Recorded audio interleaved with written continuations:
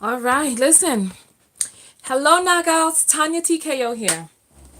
And we are doing something very special right now. I received a letter in from a knockout. And I thought she was trolling me, but I think she's very serious. And so we're going to take this situation very seriously.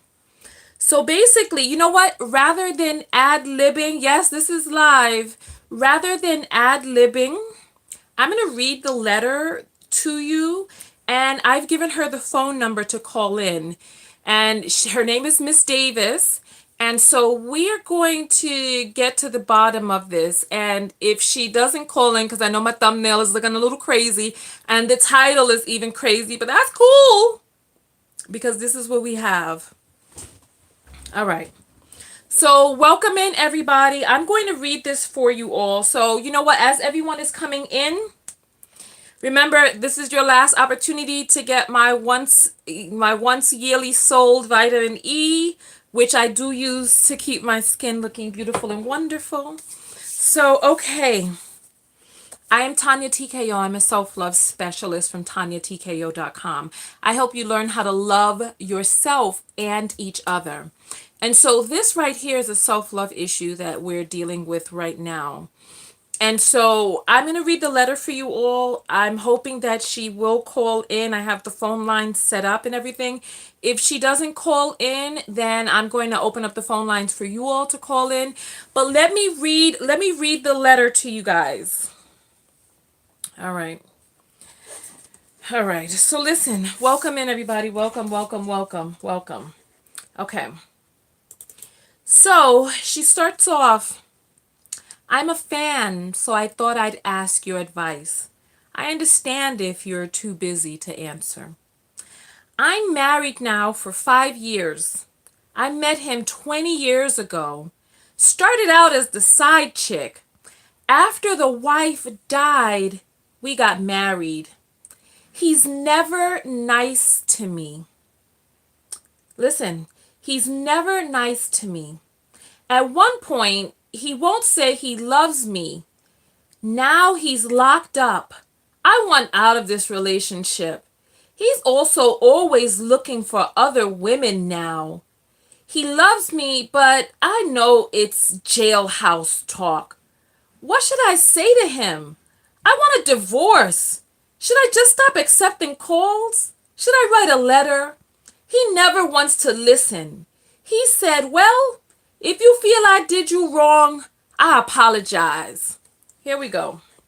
Let's go forward. There's more. There's more. There's more. There's more. All right.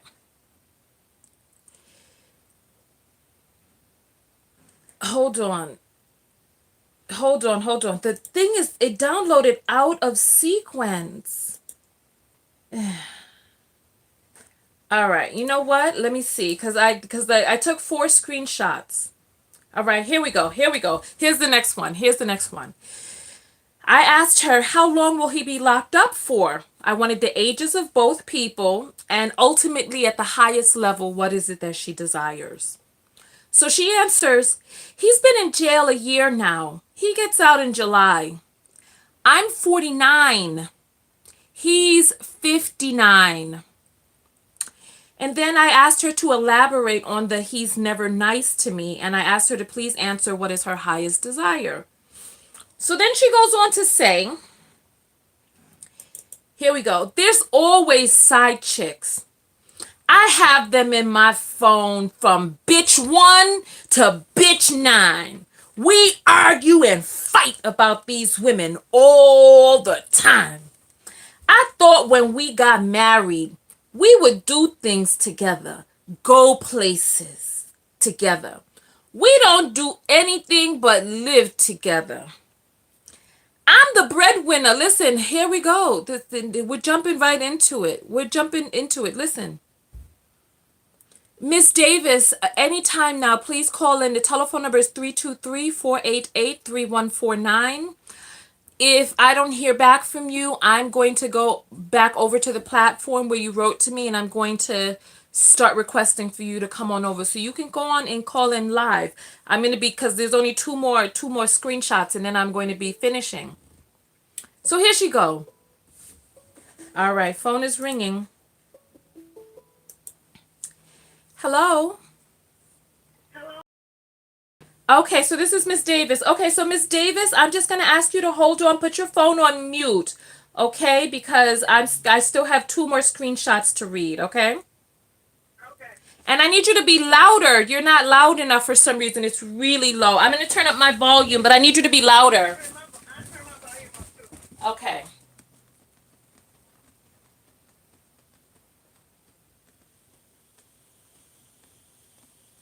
Okay, so mine is all the way up now. So there's 2 more screenshots I'm going to read, right? So you all got the part about there's always side chicks, right? Okay. I thought when we got married, we would do things together, go places together.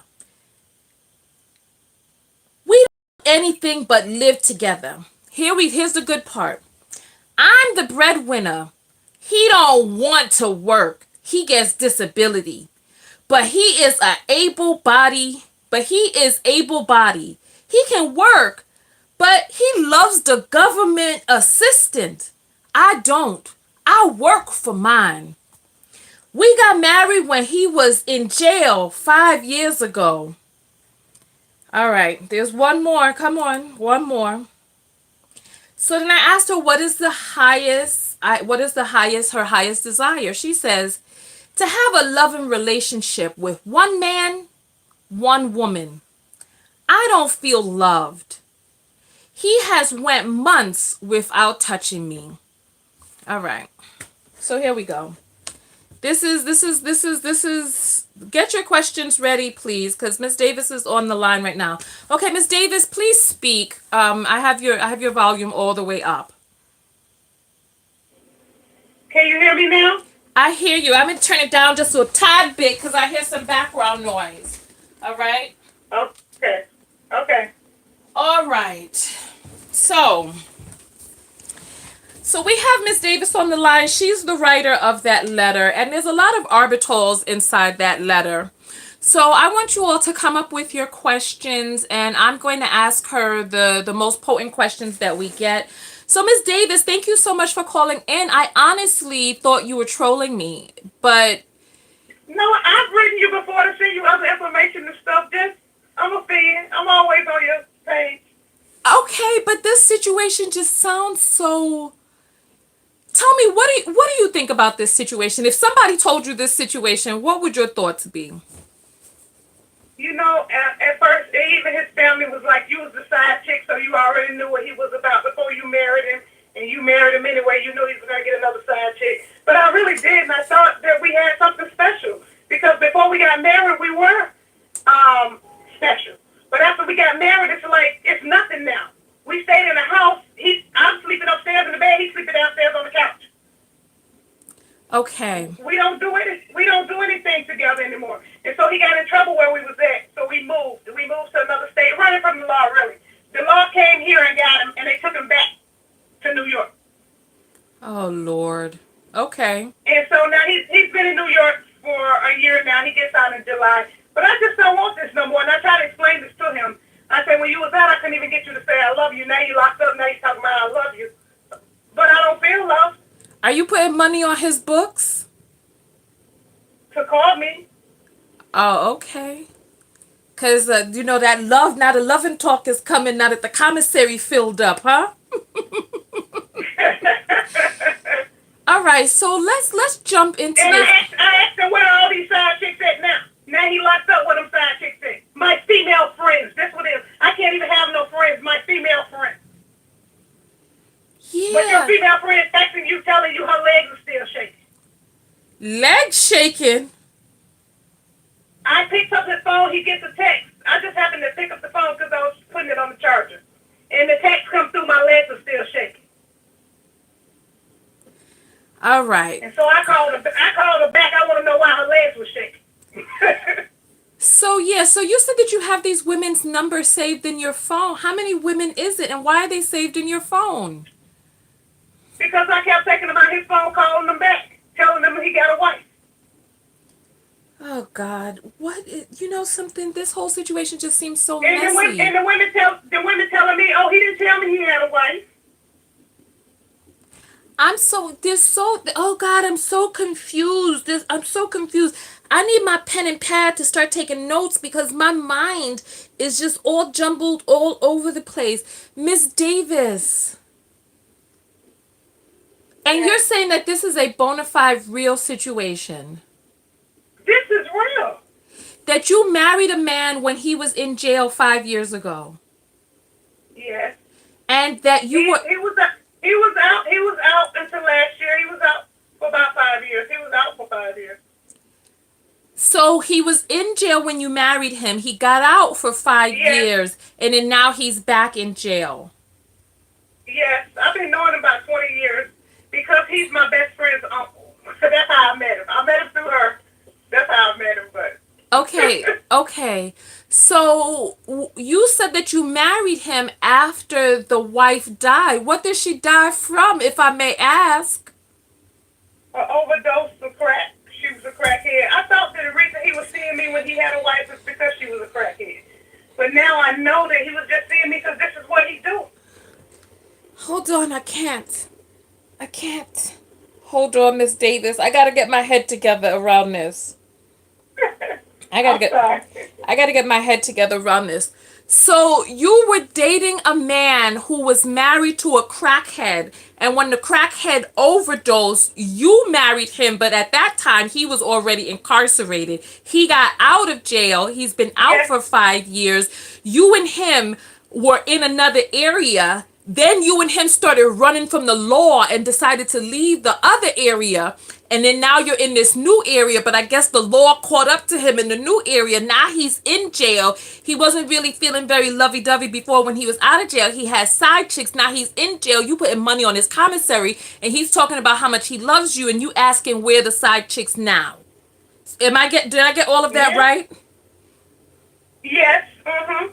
And every time I try to have a serious conversation with him, all I want to know is, why do you need all these other women? You got a wife, why do you need all these other women? He won't have this conversation with me.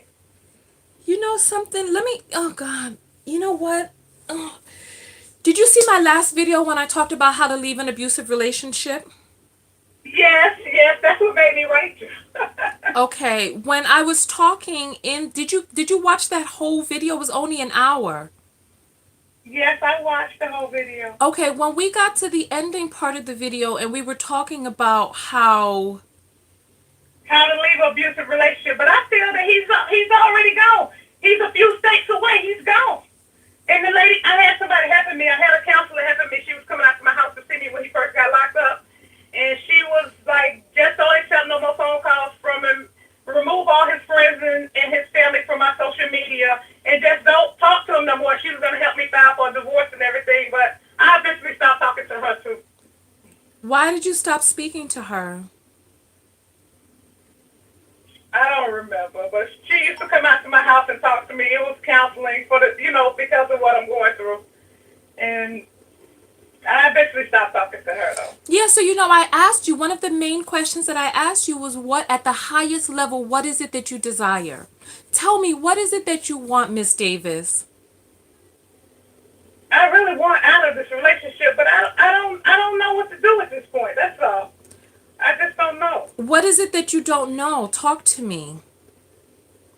Should I just get a divorce? Talk to him and explain to him what's going on?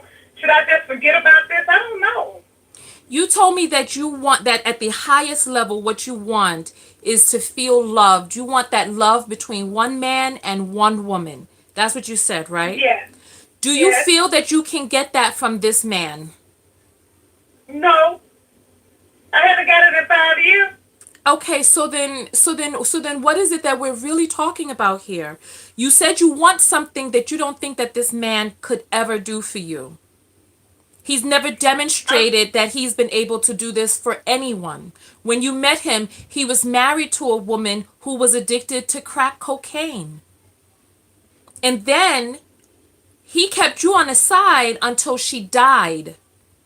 Once she was dead, he married you, but at that point, he was already incarcerated. What is he getting incarcerated for? Selling drugs.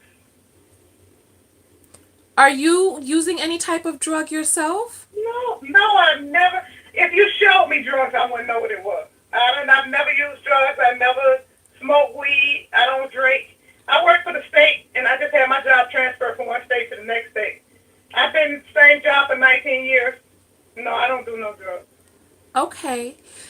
My ultimate question is, right? Because listen, it's not like you're some young naive 22-year-old girl who has never seen the world. You met him when you were 44. No, I met him when I was 26. I've been knowing Okay. him for over 20 years. Okay, that's right. That's right. You became his side chick when you were 44. I became his wife about that time. I've been Oh, his side chick since I was about 26 or 27 years old. I've been wait his a side chick for over 20 bumbleclad years. minute now. You said you've been with this man Yes. for 20 years? Oh, me ass. You were his side chick for 20 years, Miss Davis? He took me before he started all this crazy shit that he's doing now. Hold up a minute. What do you mean he took good care of you? He paid my bills. He took good care of me. With drug money while his wife was overdosing in free basin and overdosing in the bathrooms. Well, at that time, I didn't really feel that way. Okay, so hold on. I'm sorry for my outburst. That caught me off guard. It's okay. I did not It's expect okay. I did I not just why sometimes, I feel maybe I got what I deserve. No. Do you have children with this man? No. Were you ever able to have children? I have 4 children. I Okay. had 4 children with my kid's father, and I'm not with my kid's father anymore, but I was with him when I met my husband. How old are these children? My kids are 18, 19, 21, and 24. That sounds like you were married when you were his side chick. This is what it sounded like. I was with my kid's father when I first met him. Okay. All right. I'm sorry. I need to, I got to get myself together. I'm sorry. And the reason I started talking to him is because my kid's father was abusive. He was physically abusive. To me, my husband is mentally abusive. My kid's father was physically abusive, and the reason I turned to him because he was, trying to be support towards me because my husband was being physically abusive. And to me, he's mentally abusive, which is worse than my husband. Okay. So now I see why you wrote in, because we were talking about abusive relationships the other day. All right. So how do we help you, Miss Davis? How do we help you? I'm saying, what should I do? Just stop talking to him? Something. Should I write him a letter? Should I just file for divorce? Let me ask you this question. Give me an example of any healthy functioning relationship that you have been in the past 20 years. I was with my kid's father for so long, so these are the only 2 relationships that I have. Okay, so listen to what it is that we're saying right now. You have no examples of ever having been in any type of healthy functioning relationship, correct? Yes. Okay, and so you were in the process of getting therapy, and this woman was going to help you file for divorce. She was coming out to see you when you couldn't come see her. She was visiting your home and assisting you with helping to get yourself together, right? Yes. And you cut her out of your life. I don't know. It was just a It lot. It was a lot. I understand. I understand. And anybody in your position would have done the same thing. It is a lot to be ushered forward quicker than you're ready to move there. All right? That's a lot. And I can understand why anybody in your exact position, with your exact background, your genetic makeup, and your experiences would have done the same thing. So I congratulate you for reaching out and seeking help inside of my inbox.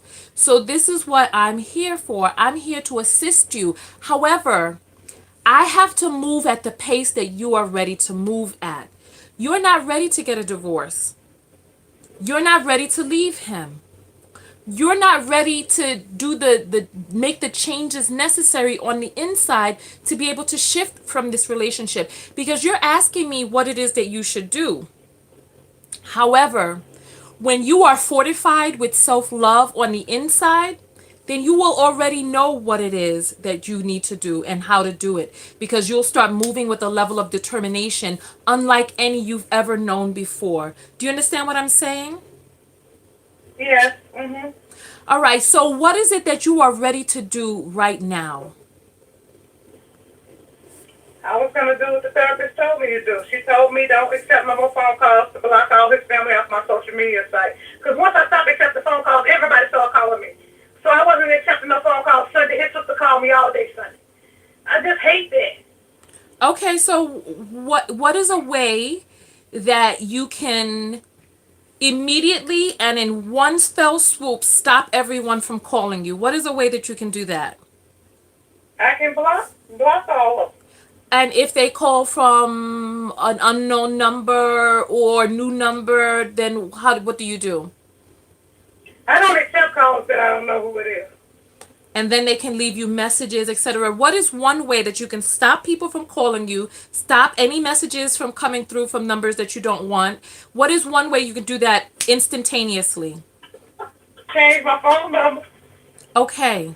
So changing your phone number is a way that you can stop phone calls that you don't want to receive. Yes. How comfortable do you feel changing your phone number? I don't know. I've been here the same phone number forever, but I am in another state, and I still got my New York phone number. You're from New York? Yes. Girl, wait. Hold on. You from New York City or you from upstate? I'm from the Bronx. Girl, no, you didn't. Don't claim the... Okay, I'm sorry. I'm sorry. I'm sorry. Okay. All right. My bad. My bad. Okay. You from the Bronx. Okay. All right. It's okay. We sisters. We borough sisters. That's okay. That's okay. We all get tripped up. We all get tripped up. Okay. So you've had the same phone number for 20 years. Let me ask you, on a scale of 1 to 10, how attached are you to this number? How much do you want to keep this number on a scale, 1 being not very, 10 being very? I guess it's about time I can change my number. My kids, I can always give my kids my number. I can give my sister my number. Okay. All right. So I on don't a really on a talk to scale anybody of but my 1 to 10, how attached are you to this number? How much do you want to keep this number on a scale of 1 to 10? I'll say about 5. A 5. I'm about in between. There's nobody that I can't give my new number to. Okay, and on a scale of 1 to 10, how much do you want to stop people who you don't want to call you to call you? 1 being, I really want them to call me, and 10 being, I really don't want them to call me. How on a scale of 1 to 10? 10, I really don't want no one else to call me. Okay, okay. They was So, bugging me. okay. So then that means that our very first step is to change our phone number, correct? Yes, I will do that. How easy or difficult do you think it may be to change your phone number? It will be very easy. I can just call the phone company and change my phone number. I hear a little diphthong in your voice. You sound a little down about that. Tell me what's going on. Talk to me. I can change my number. It's no problem. I'll change my number. I'm hearing something in your voice, Miss Davis. I have no problem changing my number. I will change my number. Your voice is going steadily and steadily downward. Talk to me. What is going on? Tell me what you're thinking. What's going on in your mind? I don't mind changing my number. I will change my number. Like I said, I'm in a different state. You're not answering my question. I said, what's going on? I'm hearing something inside of you. Tell me what's happening. What are your thoughts? Tell me. Talk to me. I'm just looking for your opinion. I'm listening. I'm going to do what you tell me to do. I'm going to do what you say for me to do. I'm not telling you to do anything. I'm here to assist you to make the decisions I that are right understand. for you. But I hear a little downward a down. I heard a down slope in your energy, in your voice when we start talking about changing your number. So talk to me. Tell me what's going on. I'm okay with it. I'm okay. And your voice, I'm you done went from a 19 to a 10. Your volume is all the way down. I'm okay with it. Talk to me. Tell me what's going on. nothing. You know how you say that your husband doesn't talk to you and open up? I'm asking you what is going on, and I want your listen, you're anonymous to everyone right now. I want your I honest know to that. goodness, heartfelt answer about what is going on. I don't mind changing the number. I really don't. I would give everybody my new number. I'm going to change my number, and I'm going to stop accepting phone calls. All right, let me ask you a different question then. What is the first thing that comes to mind when thinking about changing your phone number? And that a lot of people not going to be able to get in touch with me because I'm not in New York anymore, so a lot of people know. But I guess it should be okay. My kids are still in New York, and everybody know my kids. Okay. So one of the first thoughts that comes up is that people are not going to be, who are the people that may not be able to get in touch with you? My friends and family that's still in New York. Okay, are they still on your social media? Yes. Okay. Yes, they are. Okay. So you have friends and family in New York who have your old number, and then once you change it to the new number, they won't have the new number, but they will still be able to communicate with you on social media. Yes, they will. And they can also get in touch with my kids. They can get in touch with my kids. Okay. All right. So then if they can get in touch with your children, can your husband's family also get in touch with your children? Yes, because they was calling them Sunday too. Okay. Because I went after the phone. Okay. So then what so then is changing the number going to be a solution? Yes. Yes. I mean, but if they call your children, then when they call your children, what happens? My daughter called me and told me that his sister was calling her, and I told her just don't answer the phone. I told her why. I said I'm not answering the phone for him, and so now he's calling his sister, and now his sister is calling me. So I just told my daughter don't answer the phone. Okay. All right. And so so the first thing that came up is that there are people that you want to communicate with that you haven't spoken to in a while who will not be able to communicate with you because they won't have the new number, but they will be able to reach you on social media. And then so then what happens? Because right now we are in April. We got May, June, and then in July your husband is getting out of jail. What happens then? He's a long way away from me. Where is so he's in another state. Yes. So the state that you all had run from, he was extradited back to that state. Yes, he's back in New York. Okay. So you're from New York, but you live someplace else. That's why you don't have a New York Yes. accent. Yes. Okay. Some people were saying you had a southern accent.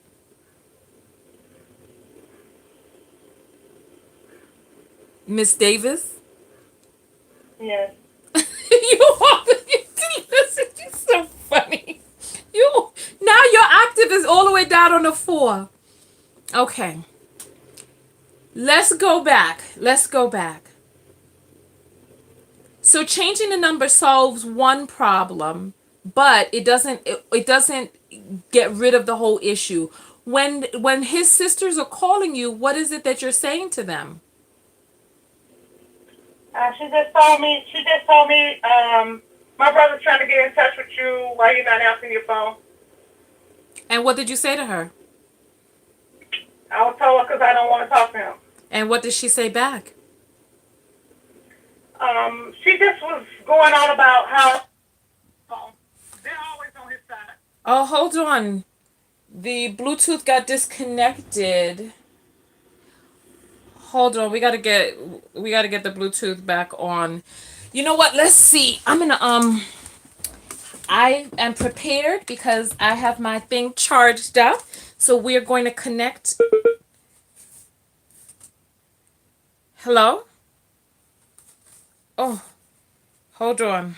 Hold on, hold on.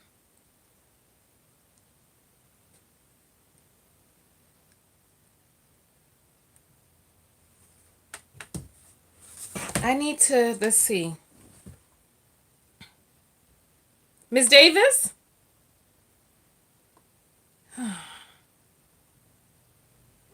Hold on. Give me one, just hold on for 1 second. I just got to pair this with, because it's pairing to my phone and not to, hold on, hold on.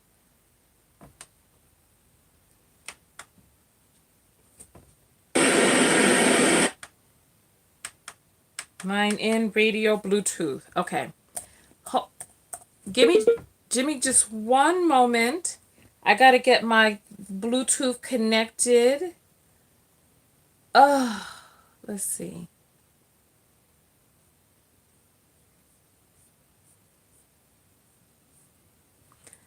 I'm sorry. So listen, everyone, give me just one moment because we're trying to get this connected real quick. And I need to search for my Bluetooth device. Let's see. All right, so now it's discoverable. All right, so listen. The Bluetooth should not be on my phone. Hold on, let me make sure it's not on.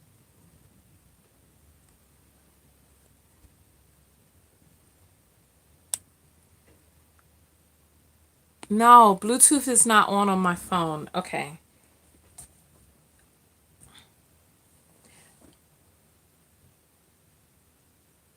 Okay, so now it should be connected. Hello? Yes. Okay. Ah, talk about technology. Okay. So we are now on the external speaker, okay? So we should be good. Okay. All right, can everybody hear her? Let me know what the volume. I need you to turn down whatever. There's a double thing. I don't know. Down some.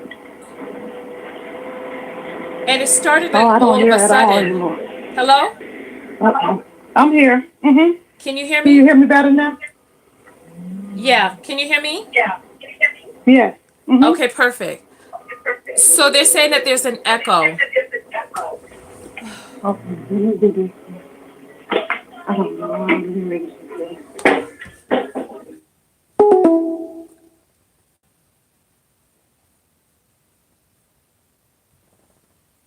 We lost the call.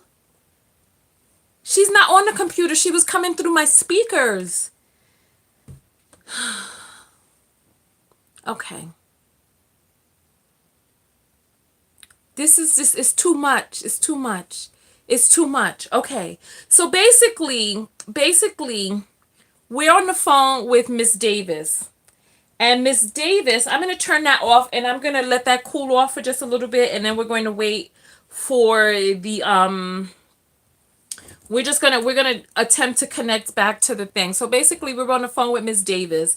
Miss Davis has been in a relationship for 20 years where it's difficult to explain. Can who can explain? So she's been in a relationship with a guy for 20 years and his wife died. She was the side chick. His wife died. She married him, but now he has side chicks. He's incarcerated. She doesn't want to be with him anymore because he's been cheating and he hasn't been treating her right. Hold on. Let me try to turn back on my Bluetooth.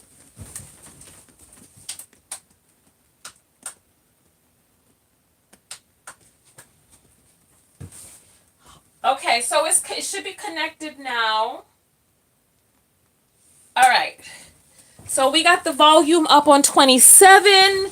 And so now, Miss Davis, we're just waiting for you to call back. Okay? We're going to work it out one way or another. So basically, she wants out of this relationship and she's looking for tools and techniques on how to do that. However, she had a therapist who was working with her on getting out of the relationship, and she decided to cut the therapist off and cut her out of her life, which gives me the indication that she wasn't really ready. That she wasn't really ready to make the steps to end that relationship, and that's okay. We have to meet people where they are. So we're meeting her where she is right now and seeing what it is that she does feel comfortable with. She talked about changing her phone number, but do we know whether or not changing of the phone number is going to be a feasible solution? So we were just talking about what happens when she stops accepting her husband's phone calls, because he's in prison. She puts money on his books so that he'll be able to call her, but then now she doesn't want to speak to him, and she'll talk to him, and he hasn't really been very nice to her. Miss Davis, we need you to call back in. Let me hold on. I don't see a call coming in. Let me turn off the speaker, since I'm gonna just let it cool. I'm just gonna let it cool off for a little while until Miss Davis calls back in, and then we shall go from there. Okay? So, all right. So you know what? I think we may wrap this up, because I'm not sure if she's going to call back. Ms. Davis, if you are watching, please do call back, but I understand that things can be a little overwhelming, so I'll just talk to you from here. There is a lot going on. You're in a relationship with a person that you've been in a relationship with for 20 years. And there have been a lot of things that have happened in your relationship. You were with a person who was physically abusive, and he was there for you to assist you in that situation. And then now that you've gotten with him, you thought everything would be all right because he was with a woman who was addicted to crack cocaine. And you thought that the reason he was cheating on her was because of the crack cocaine. When we did the last video about how to leave an abusive relationship, we talked about how people will absolve themselves of any culpability by making it seem like it's their partner who's the one who's doing all of this stuff to them. We have to listen for USOPs. The USOPs are early warning signs of potential problems. So we have to listen for people saying things which takes away their responsibility for what it is that they're doing. He made a choice to marry a person who was addicted to drugs. He was selling drugs himself. He made a choice to stay married to her. He made a choice to stay married to a woman who was addicted to drugs and to have other women on the side, or another woman. And you knew that he had another woman on the side because you were that other woman. And so that's one thing that we knew. These were choices. But the fact that he, as a man, was not doing what it is that he needed to do to be whole, to be virtuous, to have integrity, to make his word his bond. Look, we're all from New York, right? So from New York, you know that we keep it real. When we say word is bond, you know what that means. Your word is your bond.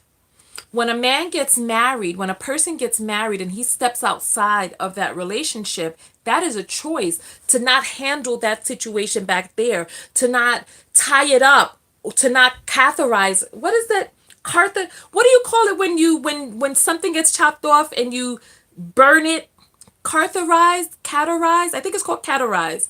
To not cauterize that situation and clean it up, heal it up, and then move on. He had 20 years of opportunity to leave this woman, and the time that he decided to get with you was after the woman overdosed, which means that he would have still continued to be in a relationship with a person freebasing cocaine, overdosing on crack.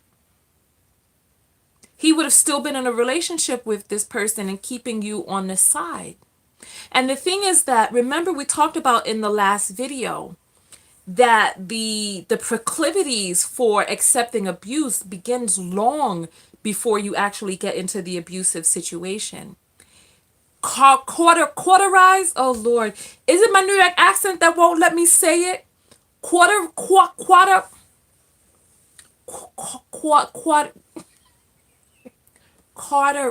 Cauterize. Burn it off. To burn it off. Just to burn it.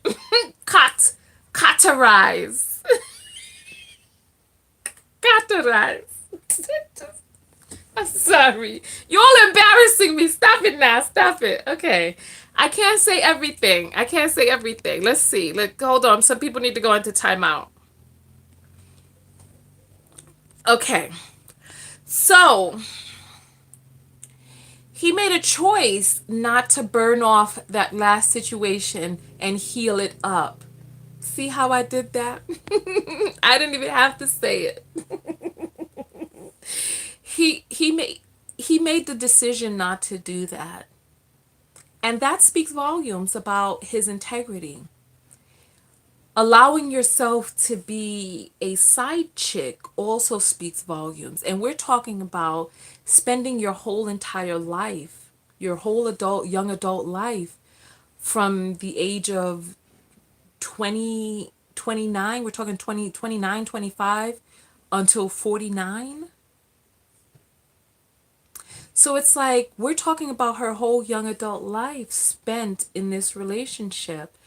And when the relationship was not cohesive, things were so much better. He was taking care of her, he was paying her bills, he was looking out for her, etc. Miss Davis, call back. There's so many more questions that we have. There's so many more questions.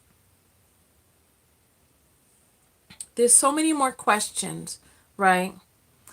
And so the number should still be connected, right? Let me know. Can I have somebody test the phone number for me? 323-488-3149.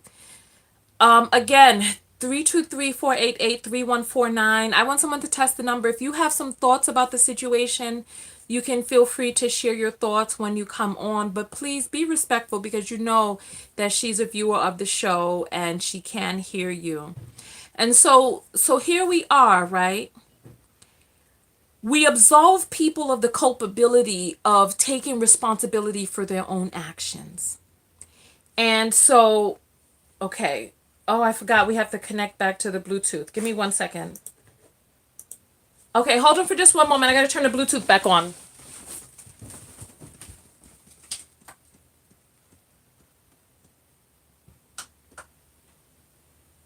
Oh, the person hung up. I told him to hold on for just a momento. All right. So it looks like the phone lines are working. So the phone lines are open. I'm accepting feedback right now. We're going to be broadcasting up until the top of the hour. We're 42 minutes in right now. And so we have to look at the whole entire forest and the trees. None of these things are random. Her choosing to be a side chick, the abusive relationship that she was in, her not knowing much about drugs, him being a drug dealer, his wife overdosing on crack cocaine. All of these things are related. Him being in and out of jail, them two running from the law. The man who chooses not to work, but rather sell drugs, he's 60 years old. He's 60 and still selling drugs. It's like, at what point, when in his life is he going to be like, oh, I'm grown. Oh, let me be. It's like, he wasn't that person at 49. Wait, no, it would have been 39. So he wasn't that person at 39. He's not that person at 59. And so it's like, these are choices. These are choices. It's like the whole big picture. It's like sometimes, and remember in that show, we were talking to people who were like,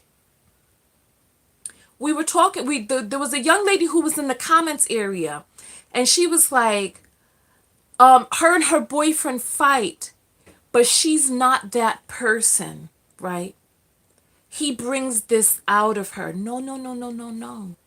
We have to take responsibility for our actions, because when we take responsibility for our actions, we can then know to hold other people responsible for theirs. So it's like people come to me and they're like, oh, Tonya, you're rude. Yes, I am rude. Yes, I am. I'm rude. I'm loud. I'm a lot of things. I'm a lot of things. And as long as we keep trying to fight against all of the things that we don't want to be. Remember way back in the days before my displacement, I revolted against the word humble. I revolted against, I don't know, some people don't like to be called stupid. Some people don't like, some people don't like to be called loose or fast or slutty or poor or broke or whatever. Me, I did not like the word humble. I didn't like the word humility. I hated it, hated it, hated it. I would revolt against it. And then the displacement came. And then the living in my car. And then the all of this stuff. And then the stumbles and stumbles and stumbles. Until guess what happened? Until guess what happened? A humility set in upon me. A humility set in upon me. So now I can say,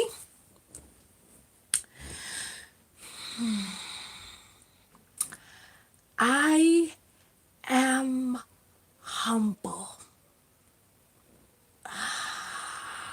I my face don't have to look like that. Okay, I'm sorry. All right. I am humble. I am humble. I am humble. See? I said it. I said it. I said it. I said it. See, I said it. I encourage. Listen, it's a work in progress, B. Irvin. It's a work in progress. It's a work in progress. So listen, I invite all of you to join me. So there's somebody in here who's trolling. Let me see. Let's get this person in timeout. All right. So, all right. Okay. I invite you. I invite you. I invite you all. I invite you. I can say it. I can say it. I am humble. I'm humble. Okay. I said it. I said it. What more you want? Okay. Okay. All right. I am humble. Okay? I said it. So I invite you all. I invite you all to say something that is difficult for you to say. All right? Say something that is difficult for you to utter. Because if there is something that you have a difficult time admitting to, because, like, if there was no power in it, like, okay, like, I have no problem saying I'm loud, right? However, can I say I am quiet? I am meek. Oh, there's some healing that needs to be done around the word meek. See, words like meek and humble, oh, and small. I don't like the word small. You know, I was walking into this business today, right? I was walking into this business and they had a big, all this big plate glass window. And when I walked up, boy, I tell you, oh, you want to talk about a big body gal? Oh my goodness, just everything is just so boom. I was like, damn, look at me, right?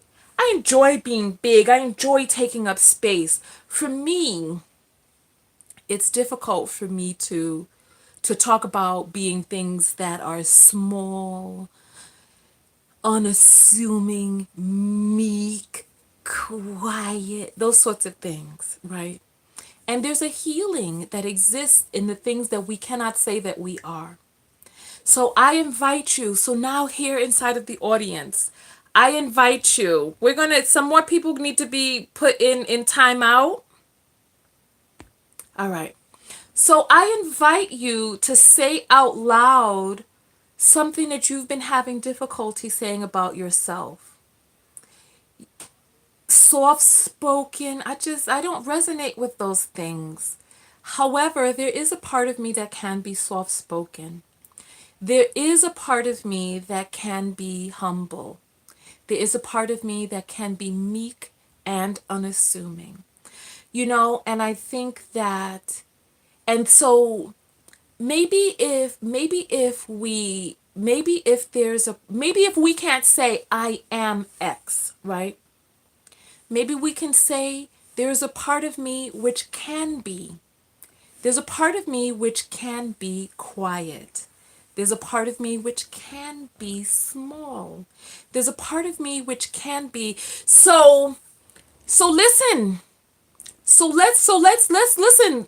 There's 160 people in here. Go ahead and hit the thumbs up button because we're going to be getting out of here in under 10 minutes.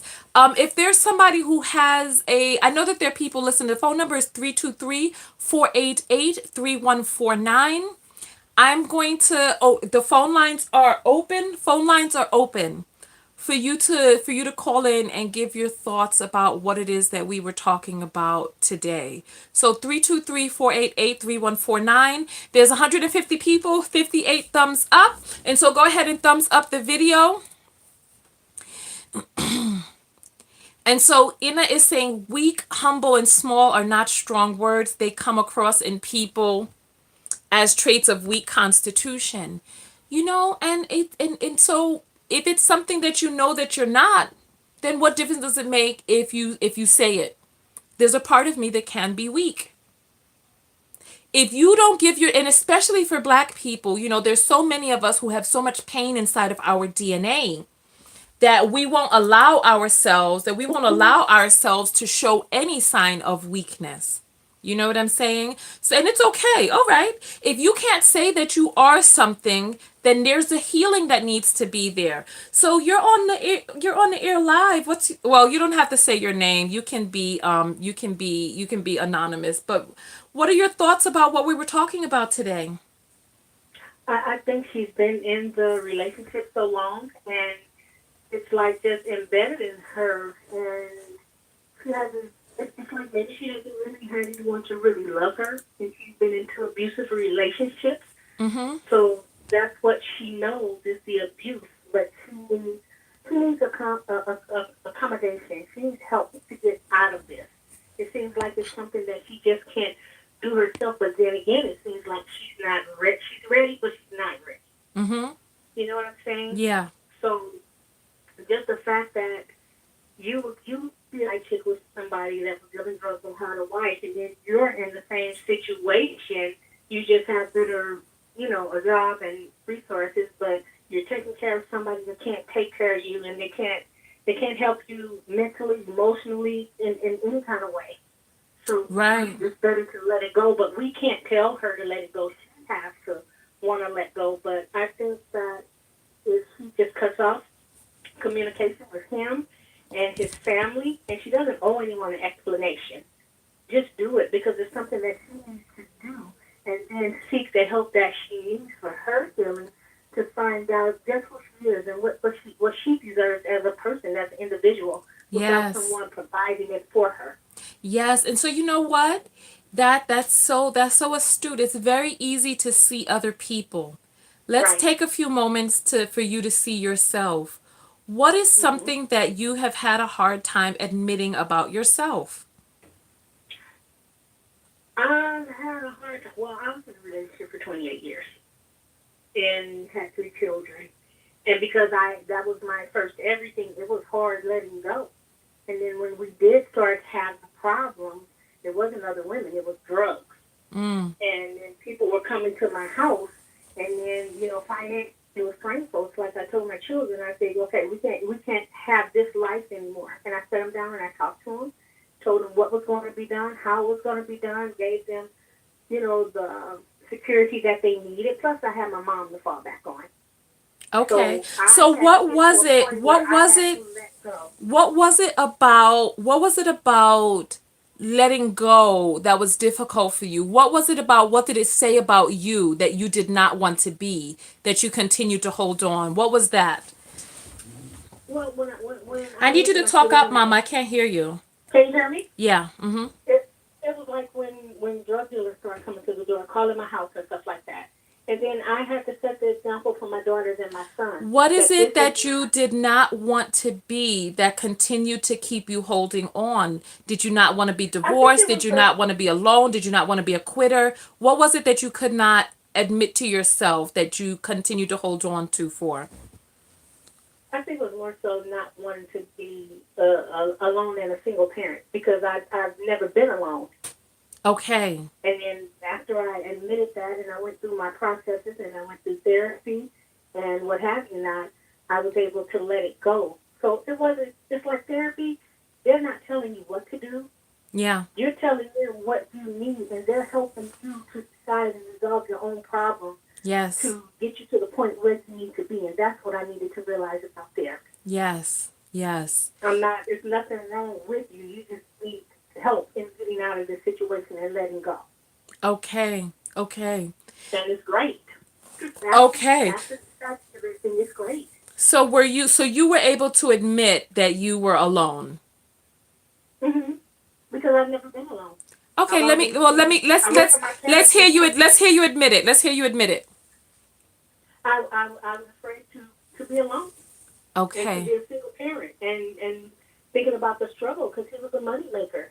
You know what I mean? Mm-hmm. That too. So I had to come to terms with it, and I got tired of it. You get tired of being tired, and it's like I'm not going nowhere. Yeah. So Yeah. I need to make better decisions, and plus, I don't want my girls to think that you needed this man to move on, and I didn't want my son to see that this is how you treat women.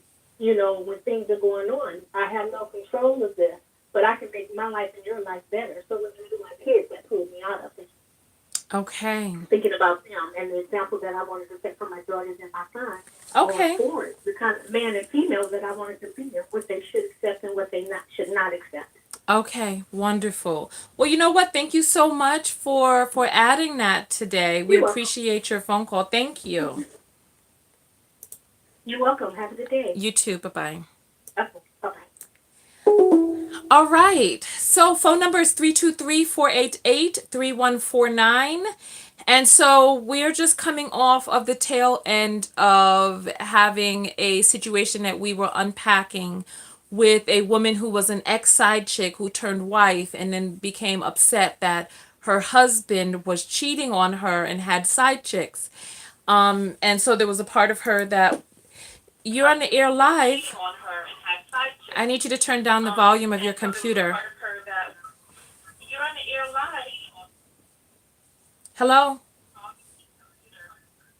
All right. When you call in, I need you to be ready to be on the air. You got to turn down that computer. You got to be ready. All right? All right. So phone number is 323-488-3149. And we're having a conversation about being on the other end of abuse. You're on the air live. What's your name? It's Nandi. I've called before. Okay. So you're on the air. So what is it that we're talking about right now? What are your thoughts? I have so many thoughts, but I have to say that I'm just really appreciative of you and your platform that you have, because it's so open and it's causing us to do the work.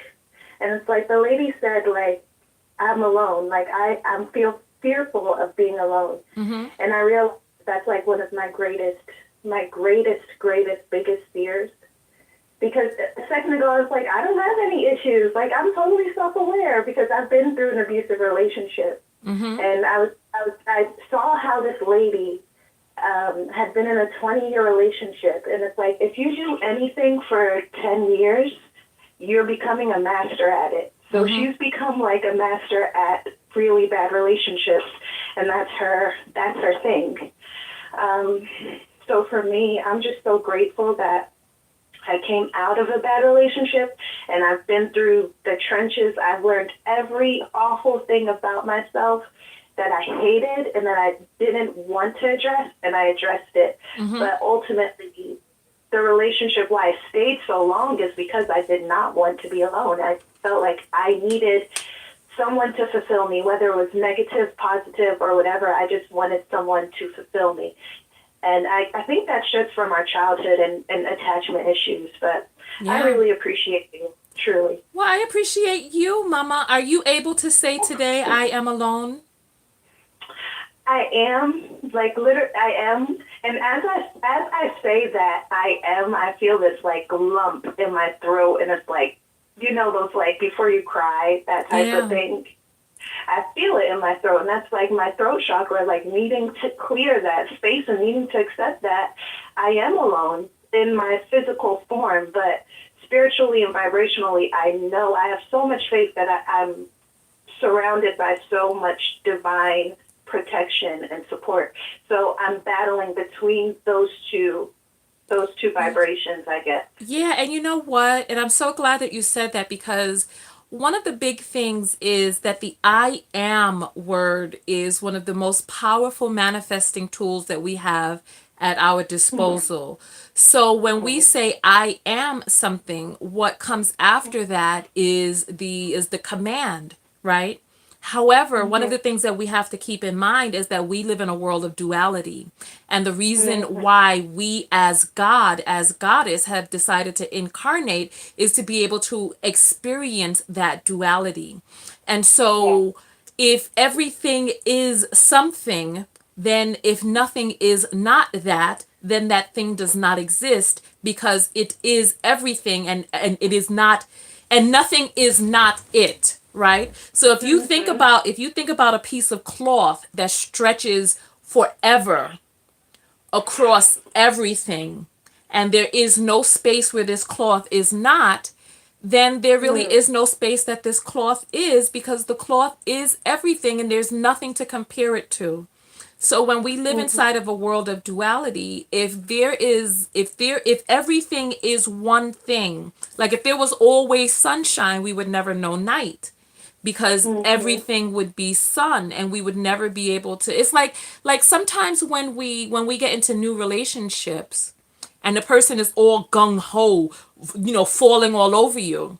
You don't really know whether or not that the feeling is authentic, because there was never a buildup. It was just, here it is, blow, just pouring all over, and so, yeah, for real. And so when we're in a situation where we can admit, so if I can admit I am strong, I have to be able to understand that if I am strong, there must be a part of me that is weak. There That is must weak. be. Yes. And there Yes. must be, an acceptance of that part of me that is weak, because it is that part of me that is weak that gives way for the strength. Because without that Yes. weakness, the strength could not exist. Do you understand what I'm saying? 100%. It's as above, so below. It's like you said, it's duality, and in accepting that we can be both strong and weak is like, that is the law of one, I guess, for lack of better words at the moment. Yes. Yes, Yeah. absolutely. Absolutely. So in the same way that you can admit I am alone, is in the same way that you can admit that you are connected to the oneness. Because if you really think about it, at the end of the day, we are all one energy. So Yes. so we are only with ourselves. Mm-hmm.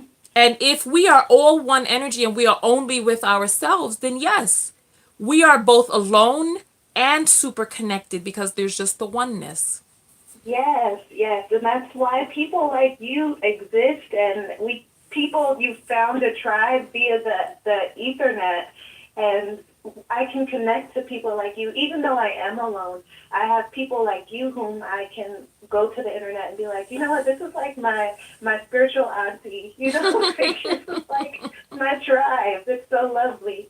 So Yeah, I don't absolutely. feel alone. Yeah. Absolutely. So what are you going to do now? What's your next step? So you said you left this relationship. What's your next step? He was actually a pathological narcissist, like textbook, in the ways that you could not, or in the ways that I'm sure you Okay, could so imagine. the question was, what is your next step? Yes, and I just wanted to give you a little bit of background because I'm an empath. So for me, the process of breaking away from him, it's not going to happen overnight. Um, For me, I now realize my patterns of why I go back to him. When I get to a place where I feel very strong and like fortified and he's a piece of crap, stay away. As soon as I feel that comfort is when his radar is like, oh shoot, let me go and F up her life. So I have like made precautions to know, okay, Erica, well I call myself Erica, you've reached to a certain point. Now you know he's gonna come knocking and trying to mess things up for you. I've changed my number. He doesn't have access to me. If I reach out, if we connect, that's because I've reached out to him. So I have all of the culpability in saying, if you do that, you're hurting yourself. You're signing yourself up for abuse, essentially. So I have to just come to a place where I know that's not for me. Yeah, so you know what? And so part of the reason I'm glad that you said that, and part of the reason that I stopped you when you started saying that he's a textbook narcissist, etc., is because it's not really about him. If we want to talk about being a part of the oneness, your energy attracted this person into your life, and while we're assigning, diagnoses to him, at the end of the day, you still resonated with a person. 100%. Right. And Yes. so when you start saying stuff like, "Oh, he can come and F up my life," et cetera, et cetera, right? We all know that at the end of the day, he is who he is and he has a right to be who it is that he chooses to be. And it's okay to it's okay to love him. It's okay to have whatever feeling it is that you choose to have for him. It's okay. I think so, like the lady who was on the phone, Miss Davis, when she was like, she was with this therapist who was attempting to get her a divorce and all this other stuff, right? When we start making our attachments not okay, that's when we're operating out of alignment. You know what I Right. mean? Yes. So it's like it's okay. It's okay that he Yes. it's okay. It's okay. It's okay. And if I could make one point, the reason I've become very self-aware. So the reason why I said the narcissist point is because you had mentioned before, like with your R. Kelly grooming video, these people can seek. They have a natural like thing in a computer in their brain where it's like they can seek out prey. So I had to learn not how to become sort of a kryptonite to that kind of predator. So I just want women to be more aware of, yes, it's okay that he's a narcissist, but it's not okay for you to be accepting of whatever kinds of abuse comes your way if it's in the guise of love. Or, as you said in the beginning, it's like, oh, great, great, great. So you're blinded by it. Okay, well, you know what? And see, so I think this is where it starts to get a little convoluted for me, right? Okay. Because we're experts at figuring out what other people are, right? We're experts in figuring out and coming up with all different types of flowery and flagrant and fragrant names for other people, right? However, it never really is about them. So if he's a I, narcissist, what are you? I can agree with that, but I disagree with that just because it's all about duality. Okay, so hold We on, have hold on for a moment. all meet Hold on, people hold for a on for a reason. moment. Do you have the ability to admit that you have narcissistic tendencies? Oh, 100%. Because everyone that we meet is a reflection of us in some way or another. Okay, so let me hear you Period. say it. I have narcissistic tendencies. Okay. 100%. I'm 100% aware of that. Okay, so then it really isn't about him. Like I talk about R. Kelly and his grooming and all of this as an example. However, when we're inside of the situation, we have to be really careful not to assign these labels and names to other people. Just remove them completely from the equation. And really, because you already, I don't know how much you know about math, but whatever is on one side of the equation has to balance up on the other side with the equal sign in between. Mhm. So if he is a narcissist and you attracted him, then there are parts of you that vibrate at the same frequency, that there was a familiarity when you came into contact with him, there was a familiarity. You said that you're an empath, and I believe that all human beings are empathic. So Yes. when we start calling somebody predator looking for prey, I Mhm. don't personally feel that there are predators out there. Like, if we're going to really, like you said that you're aware, if we're really going to if we're going to dive straight into it, I don't believe that there are people who are just straight predators out there. And then Right. that people are just straight predators and that other people are straight prey. We all come from the same universal energy. This is why when I talk to my niece, I don't talk to my niece like she's a child. I talk to my niece as if her soul is as old as mine is. And so Mhm. if your soul is as old as this quote unquote predator, and you all come from the same energy, then who could be prey? You are God just like he is. He is goddess just like you are. And so there's a reason why your higher self called forward for this being to come into your life. So, I agree. I learned my greatest lessons from him, and because of him, I gained my self awareness. So, yeah, I okay. 100%. So then let's thank I'm him then. Let's thank him for that. Yes, I thank him every day. I write it in my journal. I say, thank you for the lessons that I've learned from you. I forgive you. I forgive myself. I've just, I've become so thankful for bad relationships, good relationships, because they all have lessons in them. Okay. So then if you thank him and he's your teacher and you're grateful to him, then why the need for us to call him names like narcissist? First of all, if he hasn't been diagnosed by a therapist, then it's inappropriate for us to assign, you said textbook, but he hasn't been professionally diagnosed. So these are just our opinions that we're assigning to Well, him. So why the need? that's an assumption to say that he wasn't diagnosed, even though he was not. I've just done a lot of research, and I know a lot about his life. I've almost known him for almost a decade, so I'm just short of being a master of his mind. And Why the need to um, call your teacher who has given you so much? Why the need to call him psychological names? Why? Oh, because he is, and because that's just who he is. I can accept him for that. This is the thing. I know he's a narcissist. It's like I love him for exactly who he is because, like I said, I've learned so much. I've come to my divinity because of him. So yeah, this is the world we live in. We need words like narcissist, and we need certain words and able to learn from them. I can totally agree that we shouldn't give too much stock to them because at the end of the day, we have to learn from within, and it comes from our own self-reflection, not really from projection, if that makes sense. But that's probably a word that I would continue to use for him because really jacked up. That's okay. I still love and accept him. All right. Thank you so much for calling in. Thank you. I really appreciate you. All right. All right. All right. So there's somebody in the comments who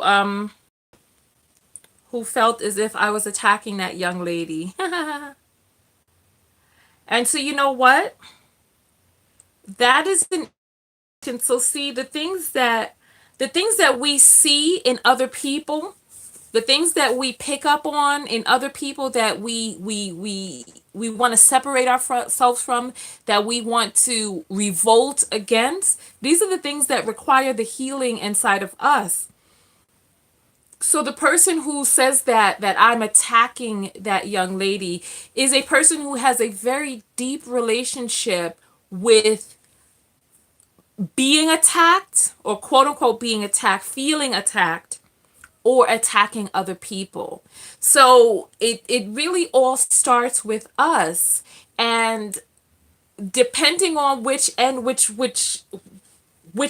of it you're on, you could really be a person who is very self unaware and be attacking people. Let me ask the person who says that I was attacking her. Let me scroll back into the comments and see. Let's see. Let's see. So Riri Lulu. So Riri Lulu, let's talk. Let's talk. Come forward, Riri Lulu. Come forward, Riri Lulu. So, have you ever been accused of attacking people, Riri Lulu? Have you been accused? Is this a criticism that people have of you? That you attack people, that people feel attacked when they're conversing with you? The phone lines are open. We're going to stay on a little while longer.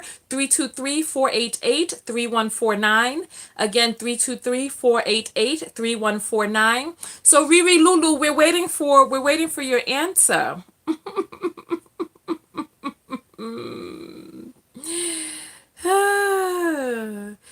So I'm asking the question. And so we're waiting for the answer. Right now there's 121 people here, 82 thumbs up. So go ahead and like the video. You can close out the chat area to like the video. And you are on the air live. What's your name? I go by V. How you doing? Hi, so your name is V? Yes. Okay, so V, I go by V. All right, V. So what's your comment today? So we were talking with a woman who was an ex-Sidechick who turned wife, and then the story went on from there. Are you calling to talk about that or something else? Pretty much everything. Okay, so go ahead. I'll start there because we was talking about that first. Okay. So as far as what she was going through, a lot of people do go through it, but I feel as though we as people sometimes we don't know our worth, and so yeah, sometimes we feel as though okay, we know it's not right, but yet we slip back, we fall back into it, doing the wrong things, and like I said, it's mainly because people don't know their worth. Period. Okay. If you know your worth as a person, you wouldn't deal with it. So you're talking about yourself, about the times that you didn't know your own worth. No, I'm talking in general because honestly, like I'm on a different aspect of a lot of comers that's commenting and stuff like that. See, I was married. I'm a widow. I had 3 children. I travel just like you do. You know what I'm saying? So I'm coming in on a whole different, looking into it another way. Actually, let's talk, because, listen, in order for you to be able to see a situation where a person didn't know their worth. You have to go through it in a way. So that means that there's something going on inside of you where you did not know your worth. So what is that thing right there? I can't necessarily say I didn't know my worth. A lot of people used to say, see, I'm from Maryland. A lot of people used to say, you can't save the whole world. And I used to feel bad, like, okay, it's so easy to tell someone and know that you can't help everyone, but I feel as though if I don't, who else will? Nobody cares. I've always been different. You know what I mean? So it's like, it's not that I don't know my worth, but sometimes I do feel bad because I do have a weakness, which is being nice to everybody. You know what I mean? I did have to learn that sometimes you do have to just love people at a distance. Okay. So it wasn't, you know what I'm saying? It wasn't like really bad, but in a sense, it does because it do hurt my feelings and stuff like that. But like I said, it is easier said than done. I got Just you. like I in got that you. situation, which I will understand. You know what I mean? No, you know what? And so this is the thing. This is the thing, V, right? Ourselves are the hardest people for us to see.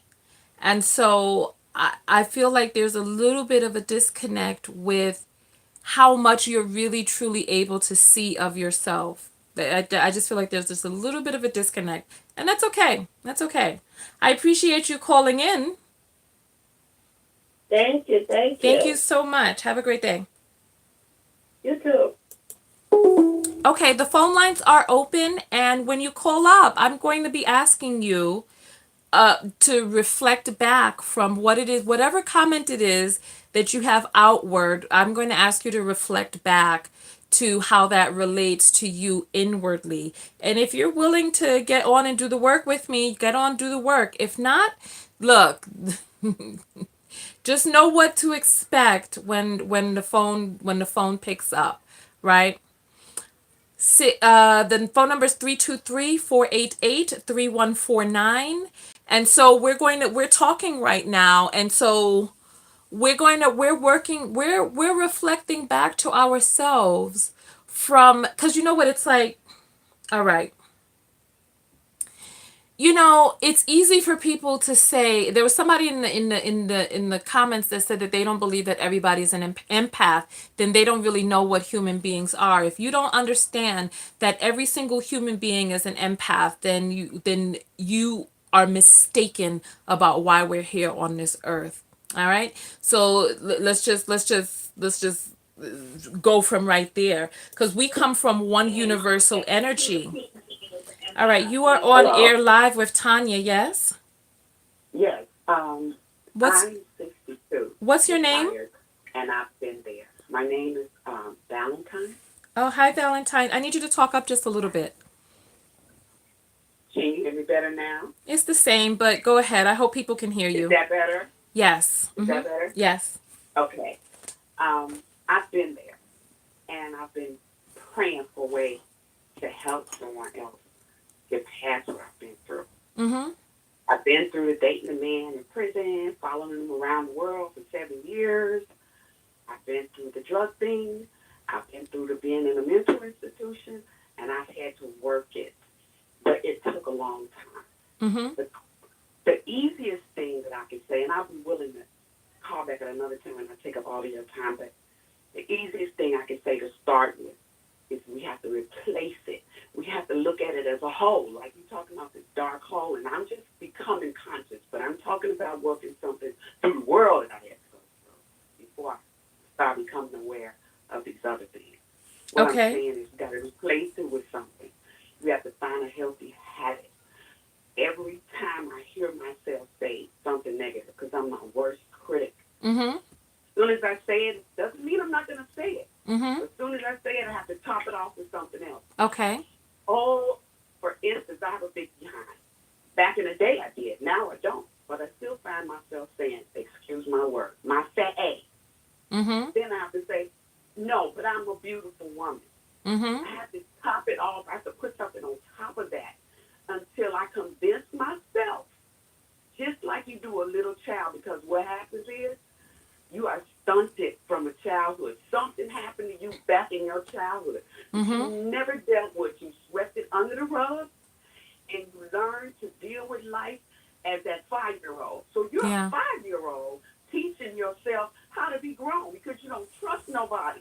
Yeah. Someone has violated you in some kind of way, where it's been shoved off. You may have told someone, they ignored you, or all these other things we've been hearing about, like with R. Kelly. To give you a perfect example, my daughter dodged a bullet.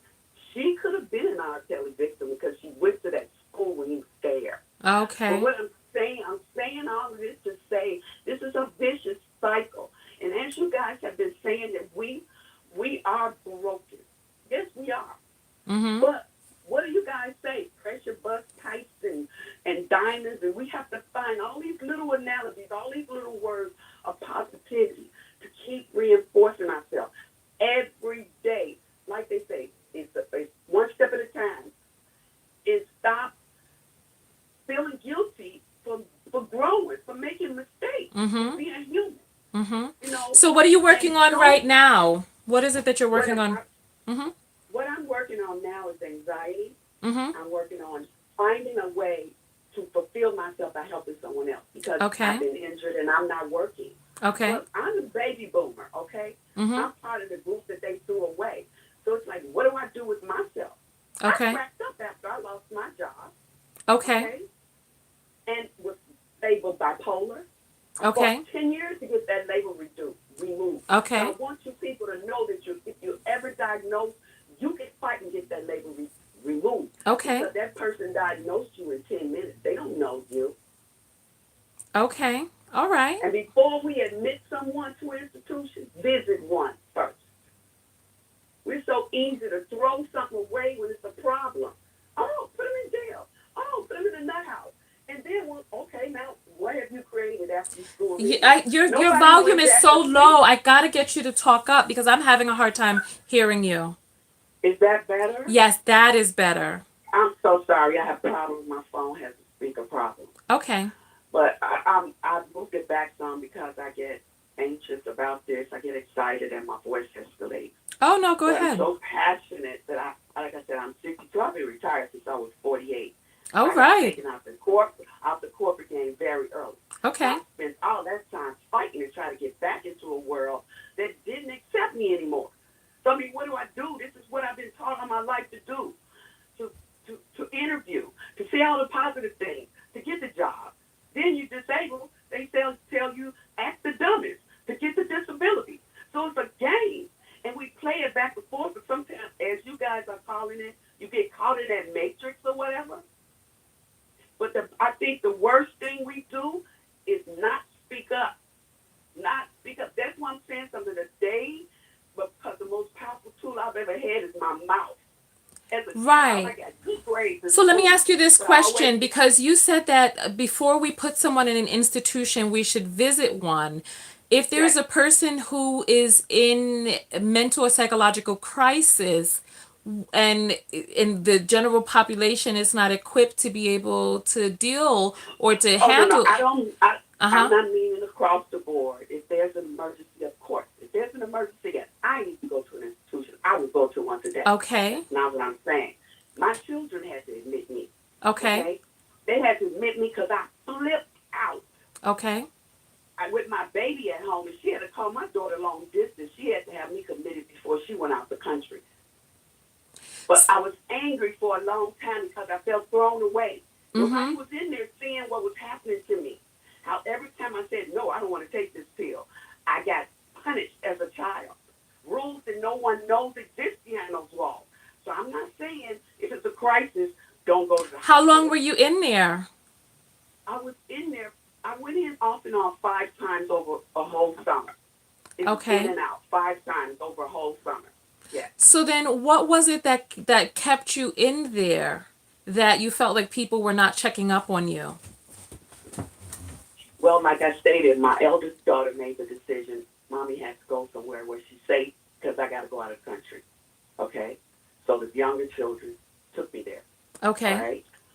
I admitted myself. They convinced me to admit myself. You're going in of your own free will. Yes. You need help. You're going in of your own free will. You can sign out if you want. But the trick to it that they don't tell you is if that doctor comes in there and says, oh, she's schizophrenic, borderline psychotic, got it.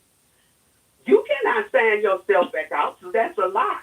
Okay. That's what I mean by we should go and visit these places. So take a field trip. You're bored. You want to do something. So what do you? You may not be able to go all the way inside. Yeah. So what do you think should have been done differently in your situation? You know what? At this point, I can't say anything should have been done differently. What happened should have happened. But the best thing I can say is that I felt that way. In my mind, in my delusion, I felt thrown away. Okay. I guess what I'm trying to say, I may not be able to use the best words because I do have a brain injury. Okay. And I'm doing my best. Oh, no, we understand you completely. Go ahead. Okay, so basically what I'm saying is we talk about these things when it's a crisis.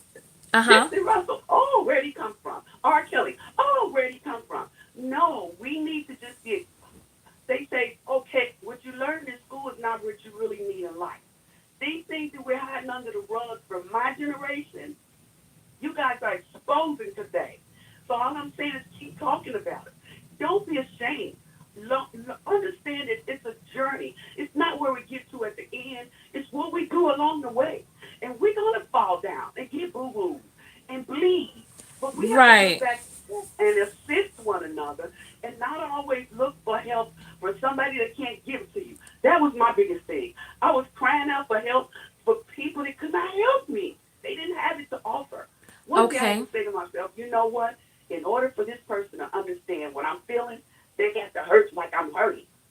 Okay, They so got to let's get into it. so my question is, because I visited a mental institution before.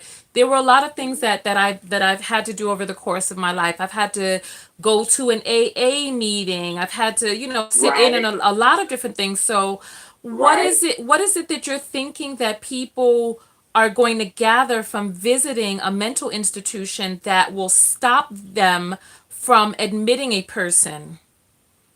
Oh no, I'm not saying it would stop them from admitting a person. I'm saying that it would help people to make better rational decisions when they make these choices.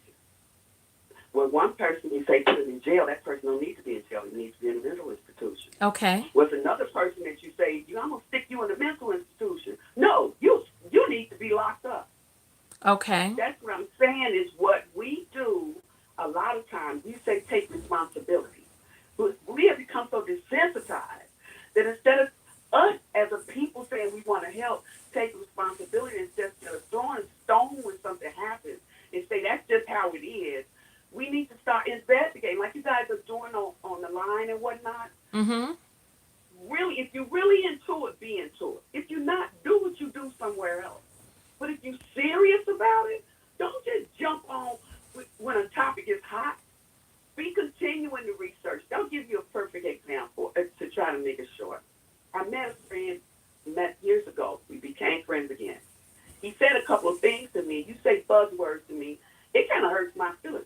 But I know you pricked my heart, and this is something I need to fix. Mm-hmm. He said, you're not woke. You're not woke. Texas. Yeah, I've been in Texas 20 years on the rock. They already 20 years behind in time. Okay. So plus, he's using new words, now moved to another state, more urban. He said, woke. I said, okay, what is this woke? I was too embarrassed to know what he's talking about. But what I did is I went back later, and I'm telling you, I've been researching 2 years. Okay. Figure out what this woke is. So now you woke? Affect me. Yes. So you woke now, is that what you're telling I us? might be blinking, but I'm woke. You know what? Thank you so much for calling in. We appreciate the phone call. People were clapping for you in the Thank audience, you so for thank you for hearing calling me, and in. I hope that it can help someone. You have a good day. Yeah, absolutely. Thank you. Bye-bye. All right. All right. So we've had a plethora of different phone calls from different perspectives. There was somebody in the audience who was saying that they wanted to call in. The telephone number is 323-488-3149. Write down the phone number so that you'll have it for next time. That way, because as soon as I say the number, that's when people start trying to dial, and then that's when the logjam happens. So save the number 323-488-3149. We were talking earlier with Miss Davis, who was in a relationship with a man for 20 years.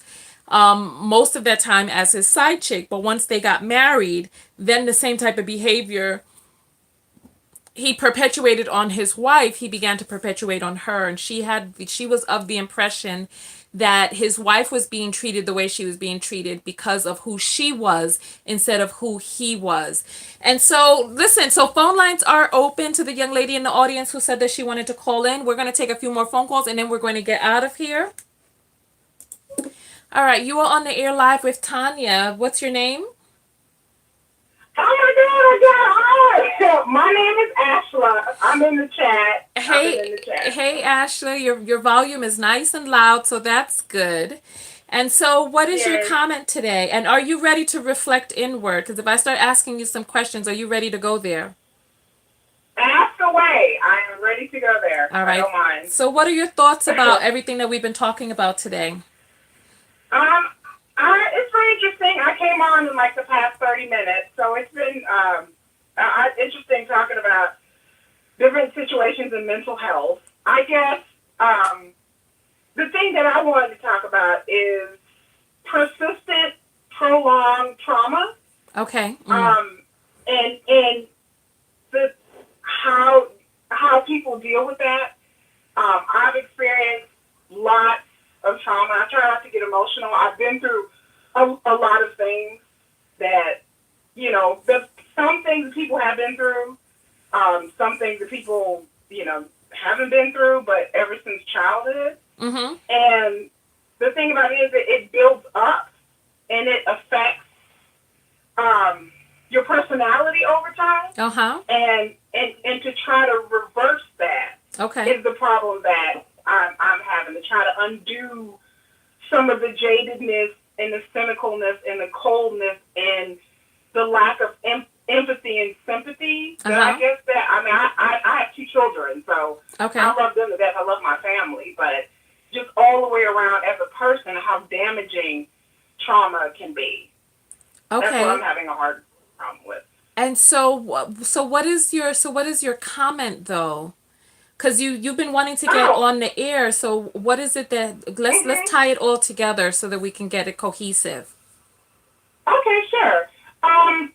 I guess what I wanted to say is that I just think that a lot of people in the world are damaged. Like, there's a lot of stories about people fighting people and people going off on YouTube and trolling people. And I just feel like a lot of that has to do with people not dealing with their own humanity Yes. and dealing with the things that may have happened to them. And it's just very sad to see. And then I have kids that are in school. And then, now the kids, are being bullied. Yes. And it's like, kids have always bullied since the dawn of time, but now it's taken on a new harsher dynamic. Okay. And I'm So like, whoa, question. what So things have question, changed. Ashla. So we're talking about trauma. We're talking about bullying. We're talking about recognizing our own humanity as well as working on our brokenness. So what are the steps Yes. that you're taking to work on your brokenness? The things that I'm trying to do is try to reflect on the things that have happened in the past and not let it shape and control me. Okay. That has been the biggest thing, is to not, just because one person or one situation went bad or sour with these certain people doesn't mean that it's going to go that way with everybody. So what are the Or that you steps? What can, are the steps? So talk to us about the steps. I would say step one, the best thing I've learned is meditation and reflection every day, Mhm. especially after work. I have a stressful job. Mhm. And so dealing with people every day on that level, I've learned to just come home and after I've settled my kids, have my own me time. Okay. And I think a lot of parents and a lot of people don't take the time to really sit there like in a bath or Right. So you just know what? no So one of TV. the things that I want us to shift away from right now is I want us to shift away from talking about other people and I really want to talk Uh-huh. about you. So we have the opportunity to talk about Oh, okay. you. So you meditate, you come home, you spend some me time. What are some of the other things that you do to combat the brokenness and the trauma that you've experienced? And also I would say knowledge is another one. I like to learn about, the spiritual, Mhm. and that has really, really helped me. Books, Googling, listening to you, listening to people's perspectives, Okay. listening to people that I may not necessarily agree with, but I'm taking something from their experience of what they're saying. Okay. And even though you may not believe in a traditional Christianity or whatever, that there's still a part of the spiritual and energy and life force that encompasses this whole world. Mhm. So I've learned to really try to see the good in people and see that, everybody has their own things and their own things. And then the people who have a negative energy, to those people, I've learned to not let them influence my life or get next to me. Or Okay. sometimes there are people who are vampires who love Yeah, your remember energy. we're talking about other people again. I want to talk about you. So let's go Yeah. back. Let's go back into, so you don't have to label your specific traumas. However, what are the things that you're doing to heal from those specific traumas and create new patterns and ways of doing things? So I understand that you have a routine of self-care, but what are you Mhm. doing to address the brokenness and to heal that brokenness? Yeah, I've tried many different things. Besides the self-care, exercising has also worked for me as well. Besides just, what therapy have you gotten? like professional therapy, Yeah. okay. Yeah, I used to do grief counseling. Okay. for a long time, which is a group setting of people. And I've done grief counseling for a while. I lost my husband. Okay. So, badly, like his anniversary is coming up this weekend. He's been dead 5 years. My husband Okay. actually, he committed suicide. Oh, wow. So, I have two little ones. I have two small children as well. And my son's birthday, he died right before my son's birthday. So that was a hard thing. I had to do grief therapy, me and my son, and my son still goes to a counselor because he misses his father, of course. But we did group therapy together. How has your therapy been? What changed? What shifted for you as a result of the therapy? I stopped a lot of guilt and self-blame. Okay. I blamed myself. I had a lot of guilt feelings, anger at my husband for a while because I kind of understood why he did it, but then I didn't.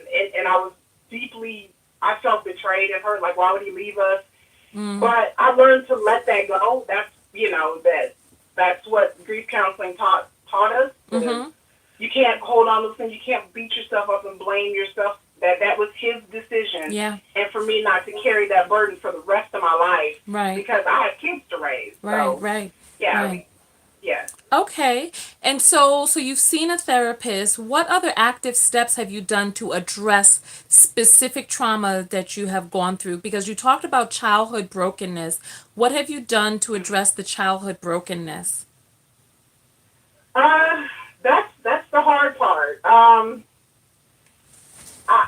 I guess the things I've done, I can say most recently, is not holding those feelings in, because mine have to do with family members. Right. So so it's everybody wants to pretend like, okay, everything's fine and nothing, but it wasn't fine. So it's the idea of confronting that person and saying, look, I'm still hurt about this. Yeah. Because we've never talked about it, and I hate the fact that in my family that it just everything is just covered up. It's like, let's not just talk about it. We'll talk about it later. Well, then so years later, what are your thoughts? What are your thoughts about specifically seeing a therapist to assist you with your childhood traumas? I thought about it. When I was in my teens, I went to two different therapists, and I did not like my experience. I did not stay with them for very long. Right.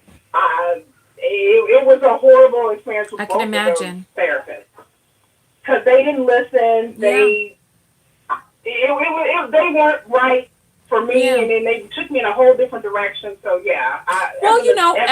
every therapist is different, and so that's one of the things that I stress. That if one therapist doesn't work, that we got to do what we need to do to find a therapist, to interview therapists beforehand. So I do have some videos on how to find a therapist. So are you open to taking some time to find a therapist who will be able to work with you specifically on your early childhood trauma?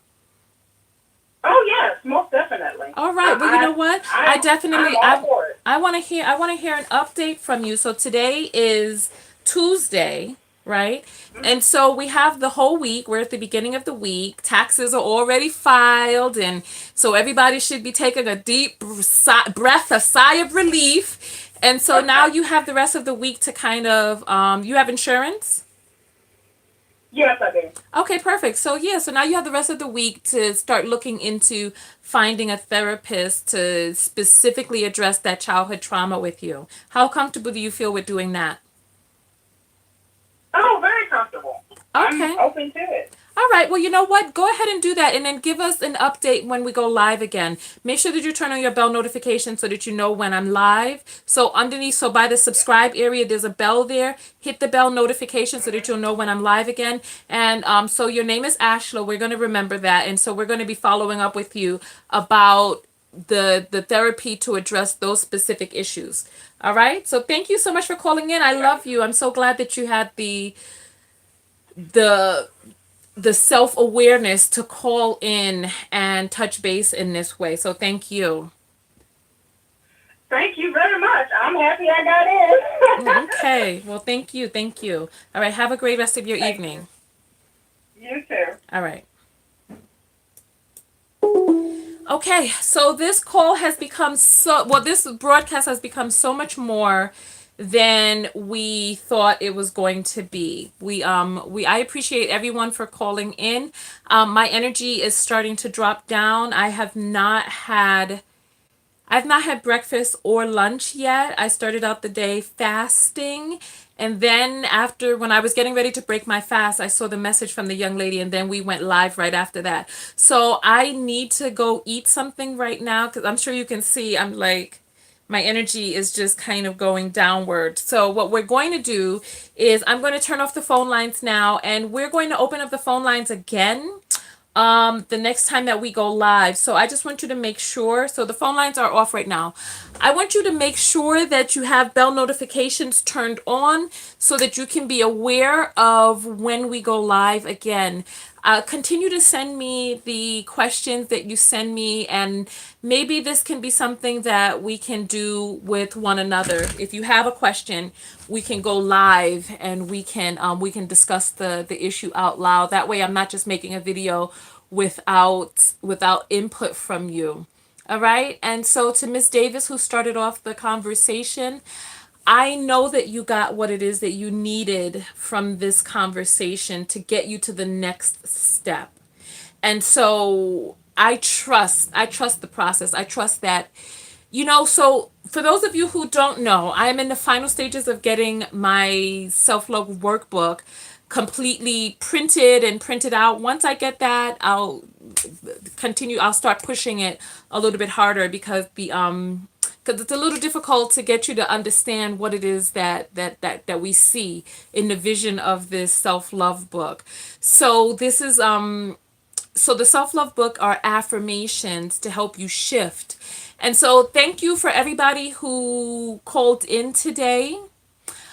I wish there was something wonderful that I could do for all of you besides just the wonderfulness that we received from this phone call. Thank you, Ms. Davis, for getting the conversation started. Thank you for everybody who called and opened themselves up to express their truth. This is exactly why I'm here. I had a skincare business before this one, and I did not feel fulfilled, like energetically. I didn't feel fulfilled by the skincare business. I loved helping people with their skin, but there was something that was missing for me. And I've come back to YouTube and I've been working on viral topics that people are searching for and giving it a self-love spin. However, these are the videos that I live for. I live for these videos. I love these videos. I love being able to connect with you all and enact true change inside of our lives. So this is why I'm here. Sales on my vitamin E are going to be ending soon, so make sure that you get that. And I will see you all in the next video, okay? All right, so I will see you all in the next video. Make sure that you turn on your bell notifications, and I will see you. So Tonya TKO, self-love specialist, and I'm out. Go out there and love one another, but most importantly, what? That's right, love yourself. Love yourself. And part of the reason that I did not push the caller to leaving her man, because it's not really about him. It's not about him. It's about who it is that we are on the inside that is reflected on the outside. So it's like we can call people a whole bunch of names, drug dealer, deadbeat, convict, loser, whatever. We could call people a whole bunch of other names.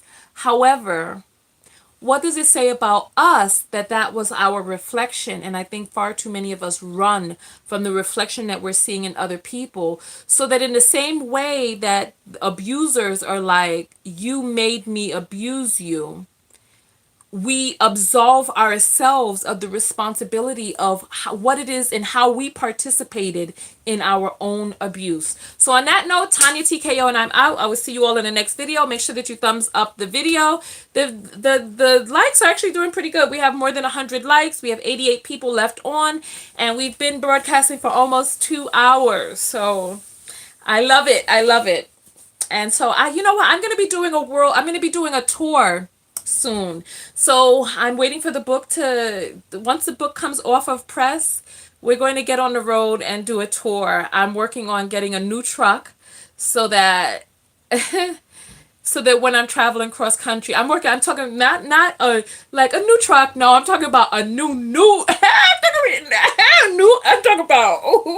I'm talking about a new truck, like fresh off the lot, nobody else has driven truck. So that's what I'm talking about.